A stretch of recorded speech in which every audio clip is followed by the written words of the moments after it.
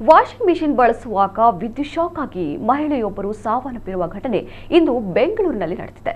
ಈ ಘಟನೆ ಸಂಶಯಕ್ಕೆ ಕಾರಣವಾಗಿದೆ. 30 ವರ್ಷದ ಸುಜಾತ ಮೃತ ಮಹಿಳೆ. ಈಕೆ ವಾಷಿಂಗ್ ಮಿಷಿನ್ ಹಾಕಲು ಹೋದಾಗ ಕರೆಂಟ್ ಶಾಕ್ ತಗುಲಿ ಈಕೆ ಮೃತಪಟ್ಟಿದ್ದಾರೆ. ಇನ್ನು ಈಕೆಯ ಪೋಷಕರು ಇದೊಂದು ಆಕಸ್ಮಿಕ ಸಾವಲ್ಲ, ಕೊಲೆ ಎಂದು ಈಕೆಯ ಗಂಡ ಚೇತನ್ ಮೇಲೆ ಗಂಭೀರವಾಗಿ ಆರೋಪಿಸಿದ್ದಾರೆ.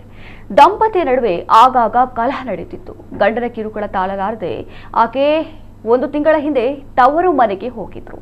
ಚೇತನ್ ಮತ್ತು ಆತನ ತಾಯಿ ಆಕೆಯ ಮನವೊಲಿಸಿ ಕೇವಲ 1 ವಾರದ ಹಿಂದಷ್ಟೇ ಮನೆಗೆ ಕರೆದುಕೊಂಡು ಬಂದಿದ್ದಾರೆ.